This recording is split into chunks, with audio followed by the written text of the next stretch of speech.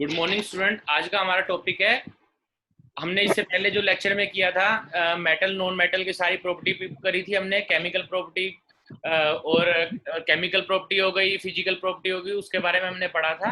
और आज हमारा टॉपिक है उसका पार्ट 2 है, ये metal and non metal chapter का यूजेस ऑफ मेटल्स। अब देखिए इसमें हमारा मेटल किस किस चीज में यूज होता है। सबसे पहले मेकिंग ऑफ मशीनरी। कोई भी मशीन है वो कोई ना कोई मेटल्स की बनी होती है, चाहे वो आयरन हो, चाहे वो स्टील हो, किसी भी चीज के हो। ऑटोमोबाइल्स के अंदर हमारे मेटल हम यूज करते हैं, ट्रेन हो गया, एरोप्लेन्स हो गया, ठीक है। मेकिंग ऑफ कुकिंग यूटेंसिल्स, मतलब जो बर्तन होते हैं हमारे उसमें यूज होता है।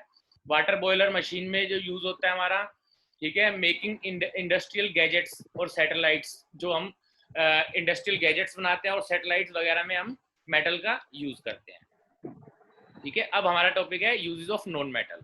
नॉन मेटल कहाँ कहाँ यूज होता है? Essential for life.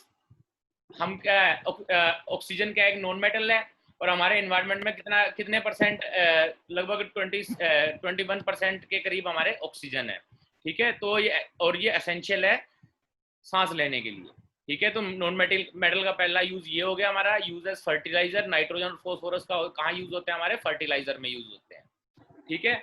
उसके बाद क्लोरीन है जो वो वाटर को प्यूरिफाई करने में काम आता है, ठीक है। और क्या है, आयोडाइन सॉल्यूशन जो होता है वो एंटीसेप्टिक्स में काम आता है हमारे।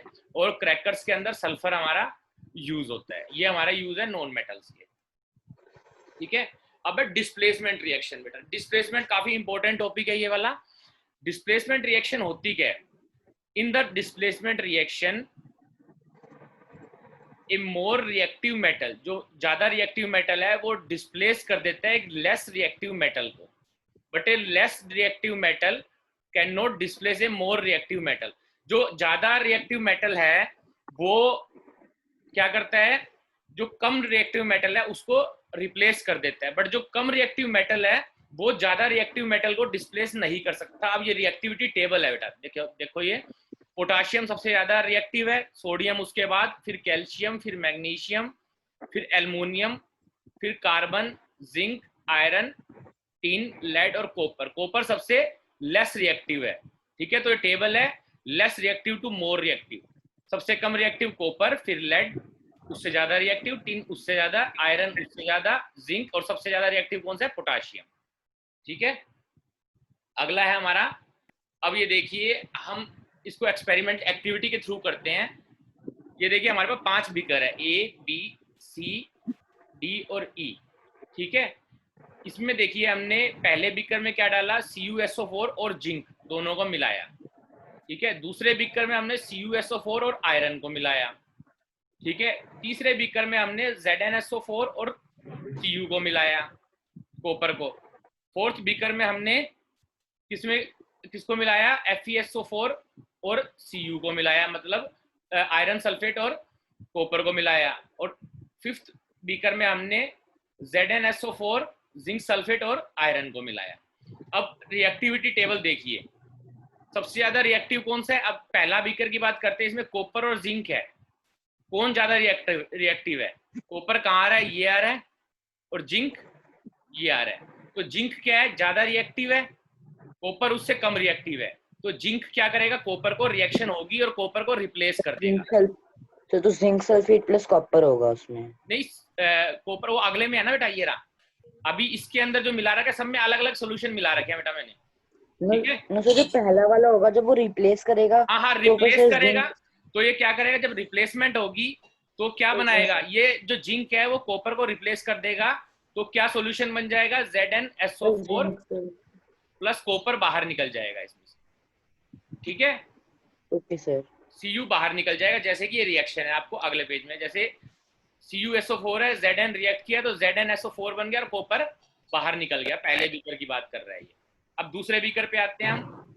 दूसरे बीकर में क्या? कॉपर सल्फेट और आयरन है। कौन ज्यादा रिएक्टिव है? आयरन कहाँ है अपना? तो आयरन सल्फेट और प्लस कॉपर हो जाएगा फिर। हाँ, तो इसमें आयरन इस पे आ रहा है और कॉपर कहाँ आ रहा है अपना? ये नीचे।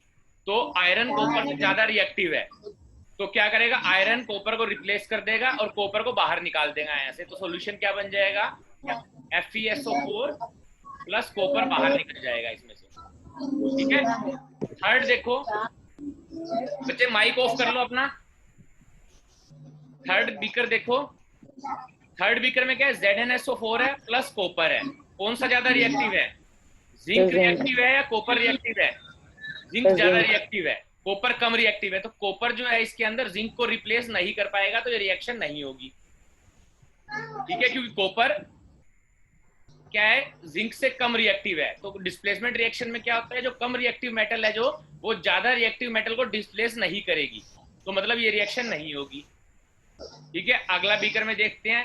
सर कैल्शियम तो उसको हटा सकता है ना, जिंक को? कैल्शियम नहीं है बेटा, ये कॉपर है, Cu है। तो सर कॉपर है। हाँ, फोर्थ बीकर में देखिए आप, आयरन सल्फेट है और कॉपर है।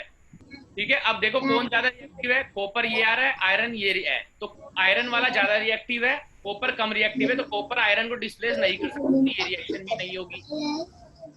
ठीक है, माइक अपना ऑफ कर दो।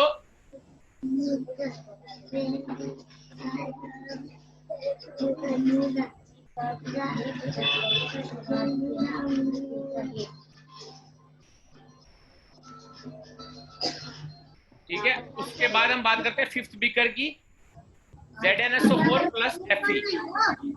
कॉपर ज्यादा रिएक्टिव है या जिंक ज्यादा रिएक्टिव है? इसमें देखिए, जो जिंक है, सर जिंक रिएक्टिव है। जिंक ज्यादा रिएक्टिव है, आयरन कम रिएक्टिव है, तो आयरन जिंक को रिप्लेस नहीं कर पाएगा, तो क्या होगा, ये रिएक्शन भी नहीं होगी।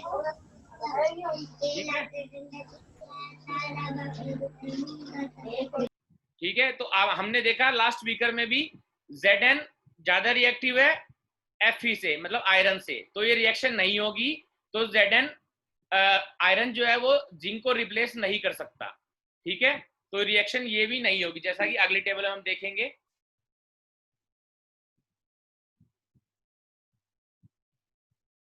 जैसे कि ये पहले दो बीकर में रिएक्शन हुई, क्योंकि जिंक है वो कॉपर से ज्यादा रिएक्टिव है, तो जिंक ने कॉपर को डिस्प्लेस कर दिया। सॉल्यूशन क्या बना, ZnSO4 प्लस Cu। ठीक है, सेकंड बीकर में भी रिएक्शन होगी, क्योंकि आयरन कम रिएक्टिव है, आयरन ज्यादा रिएक्टिव है कॉपर से, तो आयरन ने कॉपर को रिप्लेस कर दिया, FeSO4 बना लिया और कॉपर रिलीज हो गया, मतलब कॉपर अलग हो गया। और तीनों बीकर में हमने देखा, लास्ट के तीनों बीकर में कोई भी रिएक्शन नहीं होगी, क्योंकि कॉपर जो है तीसरे बीकर में लेस रिएक्टिव है जिंक से। ठीक है, कॉपर जो है वो कम रिएक्टिव है जिंक से, तो रिएक्शन नहीं होगी। और उसके बाद फोर्थ बीकर में क्या है, कॉपर कम रिएक्टिव है आयरन से, तो कॉपर आयरन को भी रिप्लेस नहीं कर सकता। और फिफ्थ बीकर में हमने देखा कि आयरन जिंक से भी कम रिएक्टिव है, तो जिंक को भी रिप्लेस नहीं कर सकता। तो लास्ट के तीनों बीकर में रिएक्शन नहीं होगी। ये लास्ट के तीनों बीकर में रिएक्शन, सी, डी और ई बीकर में कोई रिएक्शन नहीं होगी, क्योंकि तीनों जो मेटल है वो लेस रिएक्टिव है पहले वाले इससे ZnSO4, Zn से कम रिएक्टिव है कॉपर, और ऐसे ही आयरन से कम रिएक्टिव है कॉपर, और जिंक से भी कम रिएक्टिव है आयरन, तो इसलिए तीनों बीकर में रिएक्शन नहीं हुई। अब अपने पास टॉपिक है डबल डिस्प्लेसमेंट रिएक्शन।